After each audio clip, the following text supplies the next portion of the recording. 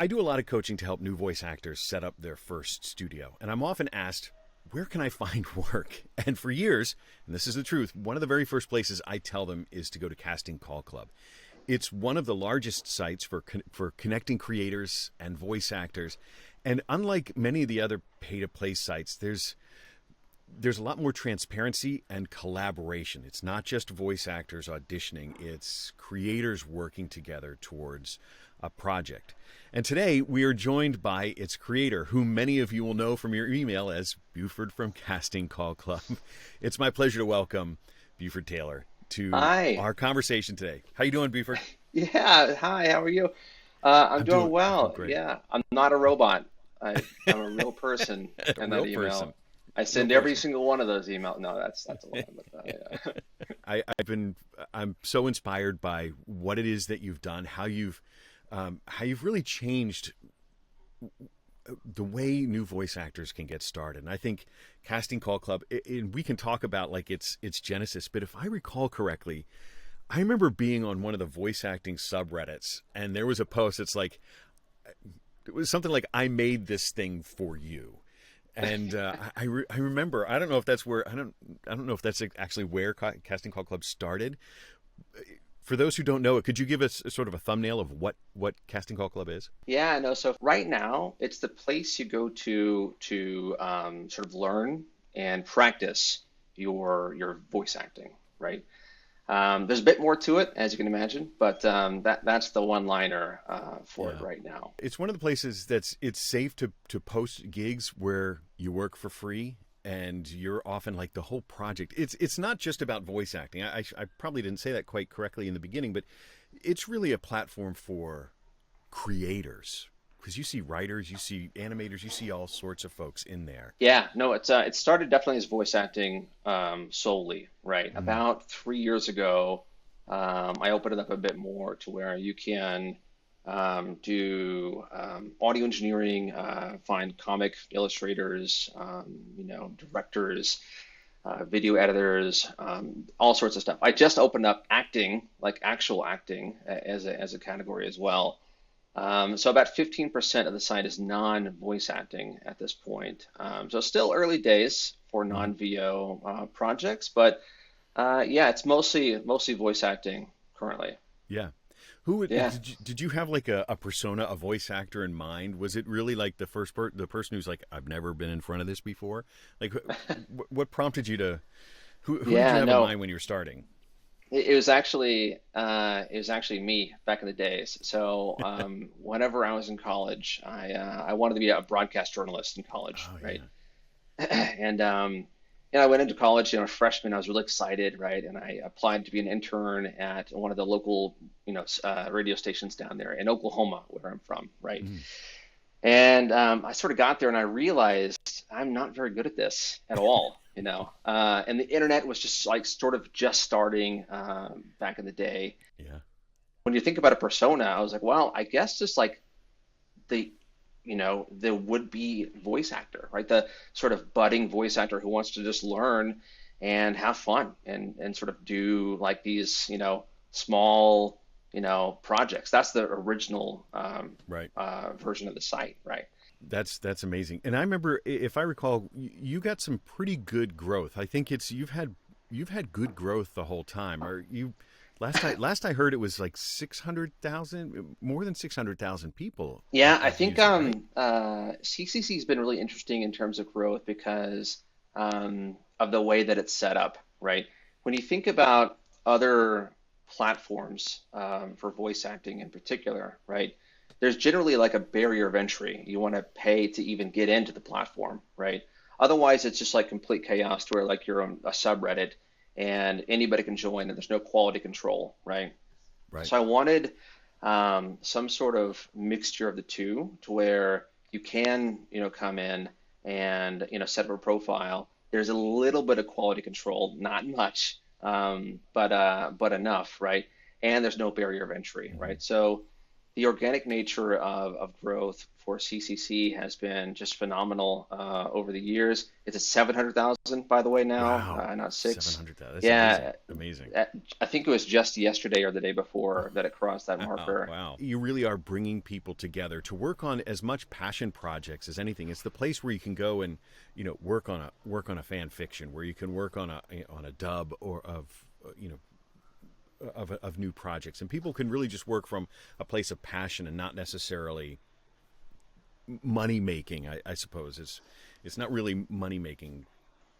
Many of the projects when you look at Absolutely, it yeah. that way. Yeah, and I think that a lot of people didn't realize that in the beginning, right? They're like, oh, why would I waste my time with this place that I can't even make money on? Right.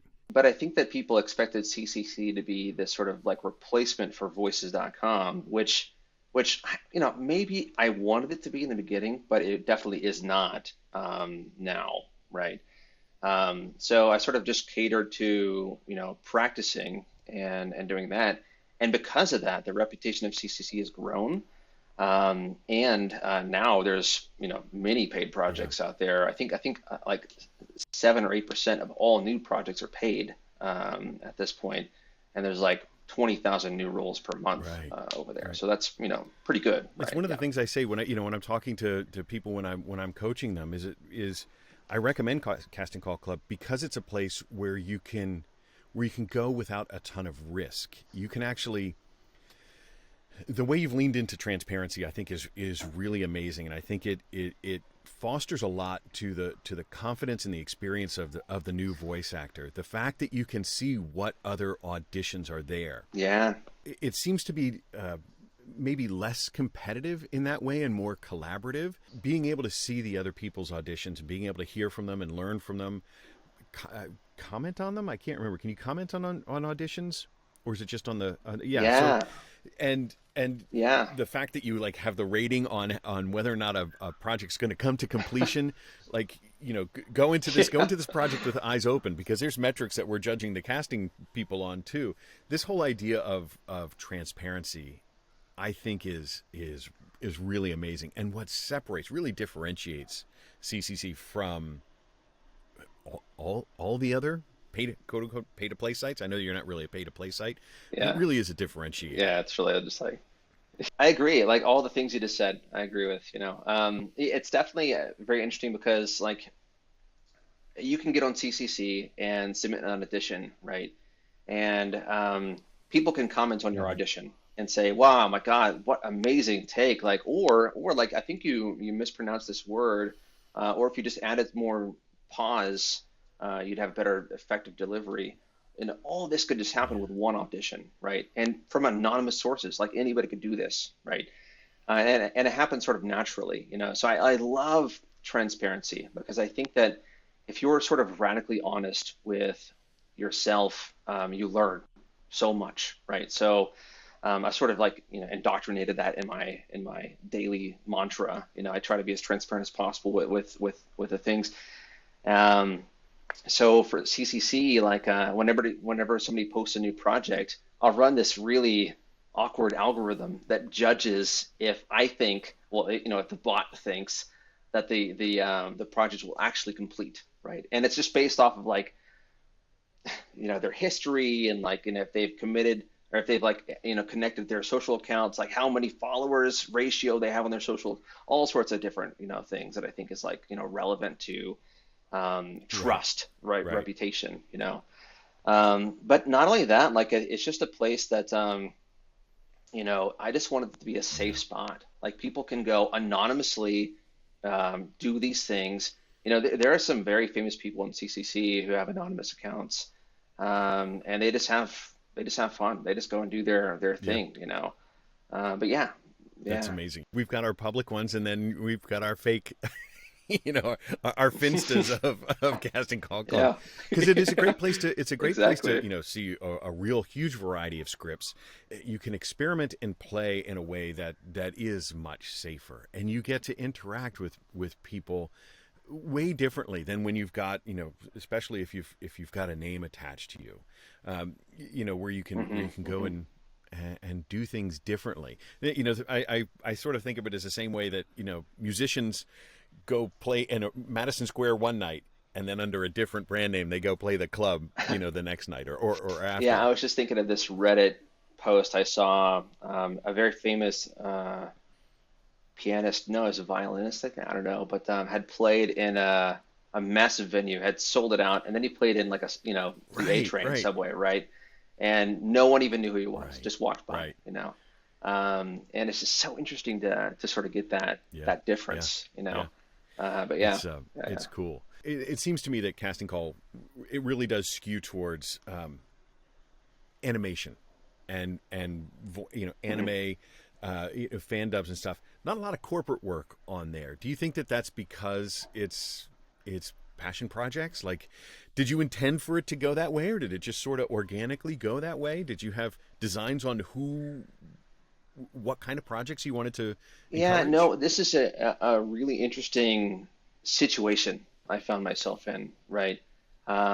Because when I built CCC, I built it for my past persona, like Yeah. I mentioned before, the guy on VAA who's just like doing stuff for fun, right? Now, when you think about like what's fun, people think like, oh, characters, and animes, and like that's Mm. just fun to do, right? Like I don't want to, record a car commercial, Right. right, for fun. But on CCC, like even though it is very transparent, there's a lot of controls over privacy and things like that, right? And there are private projects, and the private projects tend to be Mm. paid a lot more, by the way. And like the casting directors use CCC just for organizing their roster and getting the right like auditions in, right? Um, and these private projects are the ones that typically have like you just mentioned, commercials, those sorts of things, right? I think there's like some I don't know, future version of CCC, like CCC for Mm. business, that embraces this a bit more, because I haven't done any features at all like that to help this happen. Like if you're a VA and you want to get more into the business side of things, like how do you get discovered by the CCC business people, all the private Right. project people, right? Yeah, I just don't have an answer for that one yet, because if I just open it up for applications, they'll be Right. inundated with Right. all these Right. different things. So Do you do metrics on like the kinds of projects? Like I assume that the user base skews younger, not like old gray beards like yeah, like me. Do you see I know. Yeah, I had to do shave you earlier. do you see trends in the kinds of projects? Like is it evolving? Do you see the kinds of projects evolving? I'm not sure if you do those kind of metrics or anything like that. Yeah, like by nature, like my career was software engineering, right? So like heavy on the metrics, like I do all the metrics, right? And it's very interesting. Like it's definitely younger. 18 to 24 has the majority of people on the site. It's about half and half, male and That's female, which that's amazing. was interesting to me. I thought it'd Yeah, be yeah. mostly male, yeah, but it's half and half, male and female.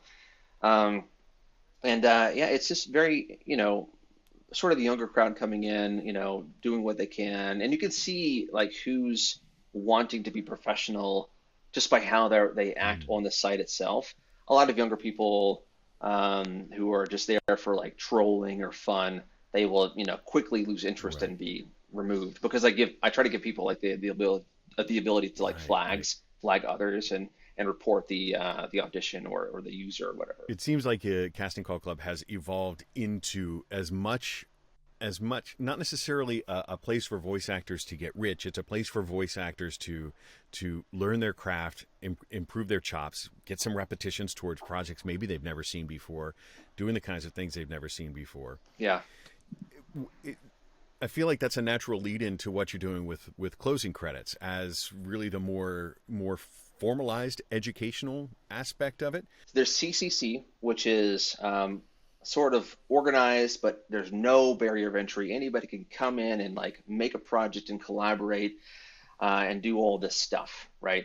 So CCC helped gather people's interest to where new talent comes in and they're like, hey, wow, like this is something that I kind of want to do with my career. Like this is really fun. Like I want to do this. Like how do I learn more, right? So that's where closing credits come in. And you're like, well, where do I go now to actually learn this and do this, right? You sort of have two options. You have like traditional, MBA programs, right? Film school, art school. These are typically like you engage for multiple years. They Yeah. cost a lot, right? Okay, so that's one path. Other path, um, there's all these people out there with, workshops, right? Typically, they're celebrities, people who've been around in the industry for a long, long time. They've got like sort of their weekend courses, their video library, sort Mm. of like how to be a voice actor, how to do, whatever, right? And I took a couple, in 2018, and I was a little disappointed. Now I won't name any names on who it was. It's all good. And I felt left. I left that those workshops leaving a Yeah. little, disappointed. Like I was Yeah. starstruck. Yeah. Meeting the Yeah. Yeah. person was amazing. I was like, wow, you're my hero for God's sake. But I didn't learn anything. I learned like I got hope, Yeah. but I didn't Yeah. get education from that, right? And the problem with something as like art, right, or like acting in general, is that there's a lot of opinions, and not necessarily all of them are wrong. Yeah. There's definitely many sides to this equation, right? Um, so I was like, well, I was like, there's no great answer out there. I was talking to a colleague of mine, John Wang, who's the co-founder of Closing Credits, by the way. And he's been, studio owner for 15 years. He's been doing sort of productions mostly out of Mm. the Hmm. East, like China, right, in Japan. Some animes out there, but recently came to the West. Um, and he's like, yeah, like I agree. Like things are different in the East. It's sort of more standardized. I bet we could like take some of that, apply it over here, take all the information and serve it in a way that's like synthesized and formatted and just well put together. And we're like, Yeah. yeah, I bet we can do Yeah. that. Let's do it.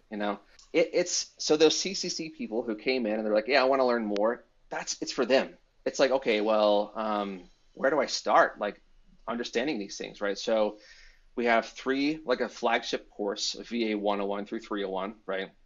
And this is the amalgamation of like everything we've learned from every VA person out there in three courses, right? Now they're generalized. They're not like Right. specified at audiobooks or commercial or those things. It's generalized, right? But it is like covering everything, from like the breathing techniques to, all the way to method acting and like what, or just methodologies of acting in general, like everything in between, right? And then we have sort of elective courses that branch out, right? But think of closing credits as like that's not the target audience, right? The target audience is actually a marketplace between the budding, aspiring actor and the expert, right? I don't want to be the gatekeeper of knowledge. John doesn't either. We want to get all the experts, even that celebrity guru that I took courses with in 2018. He's got amazing information. That some nuggets were really good, right? And they should be in the course. So I want to match like what he has to offer with what this person, the student wants to learn, and put it all together, right? So I wouldn't say that we're competing against anybody, from the teaching side. We're more competing against, those old traditional, film programs or whatever. I kind of see parallels, because we're of a certain age where, a computer science degree, for example, was the way that you learned, maybe you became proficient at computing. But nowadays, I'd say in 2022, you could probably join. There's a handful of places out there where you can learn to code, and then your degree is as much your GitHub repo as it is the piece of paper from the university you graduated from. I think there's a lot of people that are finding really good work because they were part of a community, they learned their craft, and they collaborated in public. and that GitHub repo is their proof. And I think a lot of probably we're seeing that happening where they come in, they start to do some work on CCC, they get some formalized education on a shoestring budget, and then they can really say, here's my body of work. This is me. This is really the work, not something that was, maybe super produced or my college dissertation, my show reel at the end of a university. It really is. It's a different world, isn't it? I've got three comments I want to make to that one thing, right? First off, I've been a software engineer for a long time now. I mean, just ridiculously long time, right? My background is I was really early on at Eventbrite, and I've been doing small companies ever since, right? And recently did one called Reforge, which is literally the same thing for professional education as closing credits is for creators, right? What my point of this is I've hired maybe 100 engineers, right, in my career. I've never once asked where they went to school, never once even cared. You're so right. It matters what they do, not where they learned it from, right? So when you talk about things like point two now, when you talk about things like listing your IMDb credits or your CCC profile, or your LinkedIn or whatever, right? All of that is what I'd be looking for as a hiring person or a casting director, right? I wanna see okay, are you a right fit for me? Are you the right fit for this project? And are you dependable? And just having those two things, oh my God, you're a star. Let's work together for many years in the future, right? So universities and schools, they're designed to pump you through and get you to graduate, right? And they don't require you to really do any extracurricular activities other than what the classroom is itself, right? So if you're actively trying to do projects, that's what I look for as a hiring person, or somebody casting. I want to see if somebody who's actively doing these things as opposed to doing the bare minimum to get through this on the rails course, right? So I agree. Yeah. Now, sort of the flip side of that is, I think about, I'm sure you're familiar with DALL-E 2. I'm sure you're familiar with Copilot, GitHub Copilot. Yeah. Do you think that these tools that are built on this huge wealth of knowledge that came before from people who created, that are now making it so easy for things to happen, do you think that that's going to shape the way we educate? Do you think that will erode some of our skills? This isn't really a voice acting thing. I just want to talk to a technologist here because I've really been thinking about that. I've been messing with a Midjourney, which is like DALL-E 2. And it's fascinating. It's fascinating. You know what I think we're going to do? I think that humans will evolve to where we search better, right? As opposed to create better. Do you know what I'm saying? Right? If you look at something like DALL-E or Copilot, right? And if you don't know the exact terms to search for, you're going to get wildly different results, right? So I think that humans, especially the consumers of these, these giant databases, right? You'll be a better searcher in general, right? I do think that what's going to happen is there will be a select few experts, right, who really know how to build these things, and some skills will get lost for sure. Just think about language itself. Our language especially text on the internet these days. It's emojis and short sentences as opposed to lengthy long form things, right? Everything you think about these days has to be the size of a tweet, right? Long form narration is almost a lost art. It's really hard to get somebody to read a novel as opposed to listening to an audiobook. And I'm guilty myself. When I'm driving down the road, and I have an audiobook, it's way better. I'm not gonna go and where am I going to find the Right. time to read a book? Honestly, I mean, that's the thing. It's like I've got so much going on that I don't really need to do that I'm still Hmm. going to go and and not read a book that way. So yeah, Yeah. Yeah. it's a very interesting future, right? Yeah, For those people who have never heard what we're talking about, so Dolly 2 is a new product, a website, a new thing that's going to be coming out. It's in beta right now, where you can type in a sentence, a prompt, and it will generate a piece of art for you that is based on your description. And it's some of them are stunningly accurate. They're shockingly beautiful in many cases. There it's really quite shocking.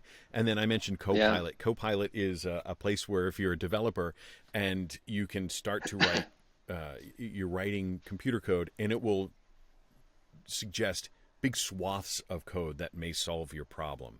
I'm not like I said, I don't really do that anymore, but I know that there's a lot of yeah. talk about what Copilot what Copilot does for developers. Yeah, it's pretty nice. I Mm. found a lot of issues with Copilot. I don't think it's quite there yet. I think that Dolly has a lot of potential though. I used it myself and I saw some like results recently of I think it was like a chicken. Okay, here's the search prompt. It was like a chicken teaching ducklets quantum mechanics or no data some data like charting data, right? um, Pencil style, uh, cute, right? And it was just this amazing picture of this ducklet, little like pointer at like a whiteboard with three little chiclets, looking, Yeah. it was just Yeah. amazing. Yeah. It just I don't know. It's really going to be something else. Yeah. And what's fascinating about that is, it's interesting that it can do that, but it knows, quote unquote, knows how to do that based on this corpus of human history. It's been fed. If you've Hmm. ever seen The Matrix, it's like when Neo says, "I know kung fu." It's because he's been fed into his brain that all of that knowledge of human history. There's been all this creative output for millennia that all of a sudden gets ingested and is described, and it can put it together. Hopefully we don't lose that we haven't hit a stagnation point in our creativity, because it's everything's just going to be prompts based on what we've done for the past 5,000 years. Hopefully that there will continue to be um, creation. Yeah.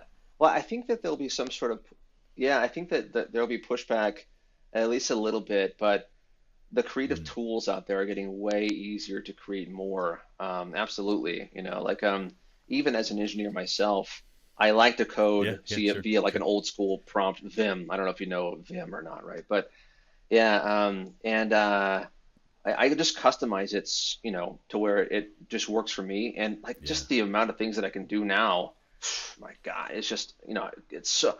I run closing credits, CCC, and Neoniva myself, and I also built Reforge in the middle of that. Three companies at the same Yeah. time, one person, Right. right? Like Right. that was unheard of, 10 years ago.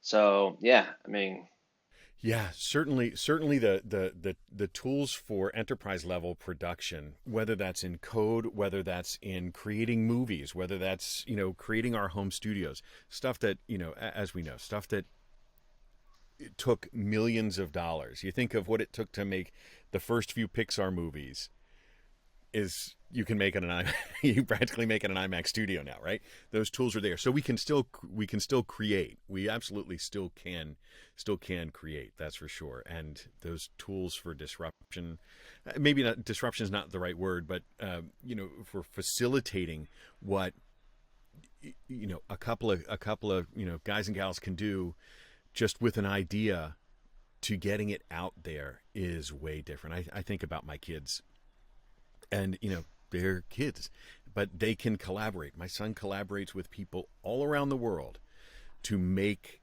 projects similar to what yeah, might be output from Casting Call Club. With animators, with illustrators, with voice actors, with directors and stuff like that. And it's just they're doing it because it's fun, just to make a thing, and that's really fascinating.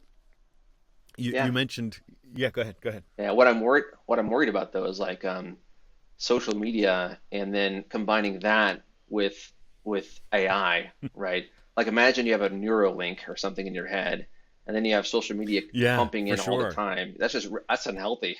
You know, I would just yeah, you gotta stop that, right? So I mean, we're starting to see it with the TikTok where it's or Instagram Reels where you're just like, I mean, and I find it's a time suck for me too. Like all oh, of a I sudden, know. I'll have my coffee. Yeah. I'm like, let's look at TikTok for a minute, and 2 hours later, You like, know what I think it holy is? cow, where did my time go? Every social media company out there will eventually become TikTok very soon. Like they're all going to Reels. They'll all have their own flavor of Reel or of TikTok videos, right? Because like they have figured it out. That's like the way to do it. 3-second videos or whatever, you're done. And it's gonna just capture everyone's attention. And it's fun, but it's sad.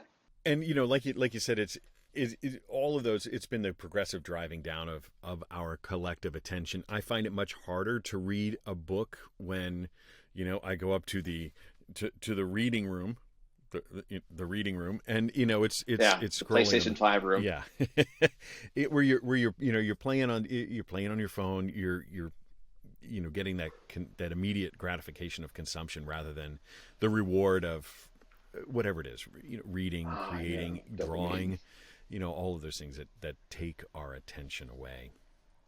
Educating ourselves, I'm sure, I'm not sure if you see that Yeah, with yeah. with closing credits. Do people, completion rates? Are people completing the classes? Do you have to have the lessons? I haven't used closing credits, but do you have to have your lessons be 2 minutes long so that people can, you know, eat them in bite-sized chunks?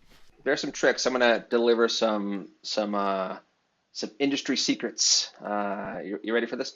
Yeah. Okay, so there's some tricks you can do to accelerate engagement, right? In courses like this, right? So, all right, let's start at the beginning. You have all this expert knowledge trapped in your head, right? Um, so you're like, okay, how do I, how, I want to, you want to teach this, right? For whatever reason, legacy or just extra cash or maybe you just want to solidify your own learnings, right? The expert wants to teach, right? But they have problems, they have like, they have, not a lot of distribution, or they're not great at teaching, or they don't know how to like create a course online or whatever, right? Like what's the best like way to format it? Is it audio, visual? Is it like live, written? Like what's the right format for the learner, right? So that's what closing credits does. It works with the expert to do all that to create to help create their course basically better and faster, than they could have on their own. Like they could have got to the closing credits like, course, but it might have taken longer, right, to get to that point, right? Or they don't have as much distribution as closing credits, right? So, so when you get to that, at that point, like the quality is really good, and there's a format ready for you, the student, right? So if I'm going into this course, I'm like, wow, like I may not be like a live, you know, interactive person, but I love watching the video at the end of the recording, or reading the written material at the end. Like that's my learning style. Um, so that's trick one, right? Trick two is this, like it's a live cohort, and because of the cohort nature of it, and what I mean by cohort is like semester, right? So it's like live, 6 weeks. You go to the course every week for 6 weeks, right? And because of that, it's a journey. You're building camaraderie with your course mates, right? Every course except for VA 101, which is the exception, every course has less than 30 people in it, right? Typically it's around 20 or 15 or 16, right? So you're with these people for 6 weeks, and you build rapport with them essentially, right? So it's not a one and done weekend workshop. You just can't learn enough, right? You don't get enough repetition in that sort of environment, right? But if it's a cohort and you go through a full like multi-week cohort with someone, it not only creates like natural engagement, it creates hype. So you're like hyped up for it. You're not just watching a recording by yourself in a room. You're with someone to ask questions and do these things, right? Um, and then like you have this camaraderie, and then at the end, and even in the beginning, even in the middle of it, right? We're, Closing credits is always asking for feedback along the way. So we use this thing called NPS, which is a Net Promoter Score. I'm sure you've seen it everywhere, but not know what it's called. It's like how would you how likely are you to recommend this to your friends, right? That's the question. And then there's like a survey that comes after it, right? And based off of these scores, we do lots of different tweaks along the way. So like, VA 101, we've been running for, I think, 4 years now. It's had like 90 different versions of this course. It's just so many different versions that we've tweaked along the way, right? And because of that, like our engagement's really, really high, right? So not to say that we don't lose people, right? But I think for an online education program, we have probably the highest you can get. Like Coursera, I think it's like 20% people finish Coursera courses, right? Maybe even less. Something like so Reforge is basically what Closing Credits does, but it's replacing the MBA, right, program. So it's like professional education as opposed to just like creative education. Um, their engagement rates are very similar to ours, right? So it's like very, very high engagement, right? And I think it just leads to a better experience overall, for everyone involved, right? VA 101 is the only exception. I just want to throw this out there while I have the time. It's a lecture-based course because VA 101 has a lot of just like we have to sort of dump information at you. Now there's a lot of like room for your auditioning. You will get feedback for it, but all 6 courses, the live courses are still lecture based, whereas the rest are feedback based. Like you're like in the middle of the class, doing takes, right? So it's a different experience altogether. That, and I'm sure accountability to your peers is probably another thing that drives that engagement. You feel guilty if you don't show. I know I've been through like 90-day workshops, and you feel guilty if you miss that weekly meeting or if you miss that session. And it's not just accountability for the peers though, it's accountability all around. Like the NPS surveys, like I will ask them, like, do you want a refund for this course? Like if you're not happy, that's it. Like, well, I will issue their credits back into your account, take another course. Or if it's like just your first course, we'll just refund you. No hard feelings, you know, yeah, go about, right? We hold the teachers accountable for what they do. If the NPS is too low, like we'll figure it out. Like we'll come and say like, hey, these are the 5 issues we saw. Like, is it possible to fix these issues? Otherwise, we have to sort of drop this course. So yeah, and of course you mentioned the peer accountability as well. Like you feel like you're engaged because your friends, the people with you are engaged, right? And you're like, well, damn, I can't let this person, can't let this person show me up. So yeah. Yeah, yeah, and I'm sure those cohorts probably turn into peers. They turn into collaborators. They turn into people that they can know and trust over time. So it's not just engagement. I know some of the workshops I've been in. I still talk to the people because I know them. I know what their skills are. I know how to interact with them, and you do build peer relationships that can persist beyond just the class. It's a great model. Absolutely, and I think it's lifelong even. Like you become coworkers essentially with some of these people. Um, so like I mentioned, we have an in-house. Did I mention this? That we have an in-house studio closing credits. Like, did I mention that at all? No. No. Mm-mm. Oh, I'm mentioning it now. This is the time to mention it. So closing credits like it is there for all 3 phases of your career. It's Mm-hmm. like the beginning phase, you don't know anything. Like teach me, sensei, how to do all these things, right? You're the expert, so you want to build courses or build what you know and share your knowledge, right? And then in that messy middle, you're like, wow, how do I get cast? Like, how do I go find work, right? We have an in-house studio that is just for that, right? And we hire just from our member base. So yeah, I mean, we're doing super well with this right now. I think like last month we paid $50,000 to just our members. Closing credits, I'm just going to share the numbers for everyone to hear, right? Has been around officially for 1 year and 2 days. and we just thank you. Yeah, no, it's good. Uh, and we just crossed the $500,000 revenue mark, right? One day ago, right? And $400,000 of that has been paid out to our members, right? So, 80% of what we take in goes directly to the members, basically, right?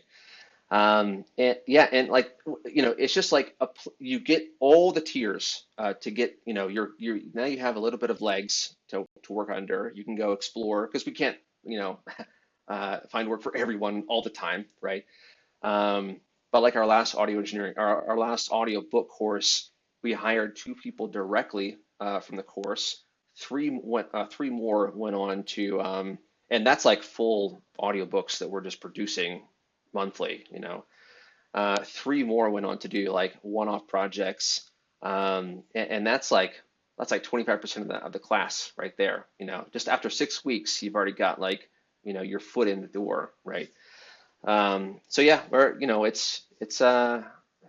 trying trying to get there. Yeah. Yeah, that's actually I'm looking at my prompts. That's my Yeah. next thing is um, I noticed that you recently the banner on the top of Casting Call Club shows that says you're launching, just thrown out there, just going to launch another site, another company, Neoniva. That seems to be. I'm not sure if it fits exactly, or you can maybe tell me how it fits Yeah. into this sort of trio of projects. And Neoniva is a contest site. Do I have that? It's very new, so I'm not terribly well versed in it. But It's a contest site. Yeah. So think of it like this, like you have, now voice this or UVOS, Ultimate Voice Over Survivor, or just many of the contests out there sort of happening organically on CCC right now, right? A contest for creators is really just like another version of an audition process, basically, right? Except it's public, and there's a prize, that's not work. It's like just a prize, right? Typically. So I wanted to create a contest for CCC, start for closing credits, just for the people, the member base. I was like, okay, you guys have done so well, like let's just like put together some sort of contest. And I was looking for a solution out there, and just none were great. None were just good contest platforms out there. Um, so 2 o'clock in the morning, I'm just frustrated with life, and I'm like, I'm just gonna build one. So yeah, I built Neoniva, and people ask me like, okay, is it Neoniva or is it Neon Eva, like Neon Diva? And like Neo, is new, and then Niva means level in Bulgarian. It's also in, I think, Russian as well. Yeah, yeah, yeah. But the real answer is just like it's the shortest domain I can find. Right. So that's it. Yeah, that was it. But anyway, it works a little bit like this. It's a contest platform. You can create contests, to Mhm. engage your audience, basically. Like Booth Junkie is like, okay, let's like everyone like, Mm. put up your studios and like let's judge that quality, right? They submit like a audio quality or audio clip or like a video clip, and it's great because like Neoniva lets you, the contest creator, engage your audience and also find new audience people, right? So say for example, you want to create a contest and like gather emails, or you want to do fundraising for a cause, or you just want to like run a best karaoke for just fun, right? All of it's possible on Neoniva right now. And it's just been a fun experience. Like I launched a sample project or a sample contest, and it had about 40,000 people join. Yeah, I know. It just first one, by the way, 40,000 people joined. I think there was like 600 actual entries, and it was in preparation for another contest coming up, which I'm allowed to announce, by the way, now, right? So UVOS has agreed to run their contest on Neoniva, and there's another one that will run on Neoniva as well. that I cannot Okay. announce yet because I don't have the Fair contract enough. for, right? But yeah, yeah, but they're sort of bigger, yeah, they're sort of bigger names, yeah, that I thought was like interesting. I was like, oh, okay, great, and it's free. Like if you have a contest that has no entry fee, it's free to use. Just upload your stuff. Um, if you have a paid like entry fee, like $10 or whatever, right? I think it's like 5%. It we just covered credit cards and put like 1% on top of that, basically, is what the cost is, right? But yeah, just so it can pay for itself. I don't want to deal with any of that stuff. Yeah, but yeah, that's Neoniva in a nutshell. I do appreciate that the sites come from an honest. They really feel like they come from an honest place. That it doesn't feel like you're my future wallet. You're gonna fill my wallet. And you're gonna fill my funnel. It doesn't feel like that. And that's actually been very inspirational for the way that I've run Booth Junkie. The way I don't charge a lot for a lot of stuff, and a good portion of that has been I can see the diversity of ways that you can go, and so much of it is drive your funnel, drive your funnel. I'm like, but I look at Casting Call Club, and I remember when it had 1,000 members. I remember when it had 50,000 members, and now here you are closing in at three-quarters of a million people, and and I think it's built on honesty, on transparency, on paying it forward, and that I don't know if that's ever been like part of your mission statement, but I've always sort of taken inspiration. You and I have never communicated about that, but I really have taken inspiration by what you do. I'm very envious of your motivation and your productivity. I wish I could be like half as productive as you, Coffee, but it has just been. coffee, constant. Yeah.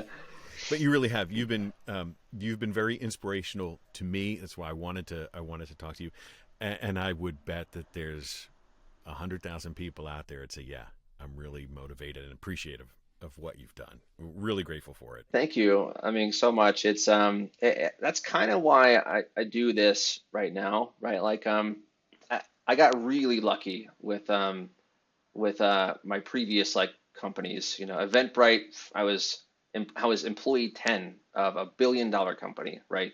So really, really lucky. And it gave me sort of freedom to do a lot of these passion projects, right? And since then, like, there's motivation to impact a lot of people's lives, basically, is what I have, right? So I love like hearing what you just said, just little pieces of feedback, that I'm gonna leave and cry later, uh, uh, but also like just big changes, I think is what I want to do, right? So Reforge, for example, it's really impacting the MBA, right? I'm hoping that closing credits will really impact art schools out there. And even if closing credits doesn't replace art school ever in the future, right? I'm hoping someone does because man, like it's got to evolve. Things have changed, right? I'm hoping that like Well, yeah, you're creating an art school for people who would maybe never be able to get over that gate because the gate for art school is super high, a really high hurdle to clear, and you're making it accessible to people who would never have that opportunity, socioeconomically, location wise, the ability to travel to a school. I believe even if those schools don't go away, they've got their place. What you're doing is helping more people than I think you can even guess. yeah, oh man, I hope so. I mean, and then CCC, like it's also just this big collaboration, thing. And like I've never charged for CCC. Like you can just use it for free forever as long as you want to, right? There's like cool perks you get for premium, things. But it pays the bills, but it definitely impacts people's lives, right? It definitely does a big impact, right? And I think I'll continue doing this. Like when I left Reforge, I want to focus on CCC and closing credits for, the indefinite future, right? But I feel myself like really wanting to do something, um, uh, in climate or healthcare, those things, like, because those are just big problems that I want to help solve. But again, like, my productivity is only there's only so much coffee I can drink, right? So Well, yeah, I'm sure just looking at just looking at the tweet stream that I've seen for people tagging you, how many people have said, "I got my first gig, I got my first paycheck." How many people's trajectories are you impacting? And some of the folks, whether or not they become rich and famous is one thing, but having the ability to pursue a dream and to do something that comes from a place of passion. Like, I know that once I got in front of a microphone, I was like, my head exploded. I was like, this is what I want. I like this way better than putting semicolons, in computer code. This is really, I mean, I love it so much. And to I can, with my little YouTube channel, maybe I spark a couple of people, but you're sparking tens of thousands of people every day towards pursuing a passion. And it's phenomenal. You've been an incredible inspiration to me. I'm really grateful for everything that you've done. yeah. Thank you. I don't have any other questions. I feel like we're at a stopping point. Is there anything else that you want me to tell to my audience? Any websites you need them to? I'm going to have links to everything in here. Is there anything else that we haven't talked about that you want to get out there? No, I think it was it covered it all. No, it's a pleasure to be here, by the way. I mean, just amazing to talk with you. You are this person on YouTube that it's so different talking to in real life. So I'm really honored to be on the show. So yeah. Yeah, it goes both ways. I mean, because I've seen it's Buford from Casting Call Club in my email now for years, like I 4 better years. I better change that. I better change it. Yeah. And it's been a real pleasure to watch you grow, to watch you impact this industry, to watch you change people's lives, to watch you, to just do what you're doing. And I hope you keep doing it, and I hope our paths cross many more times in our future. Thank you. Yeah, as well. And we'll see you at the next video. Thanks for everything.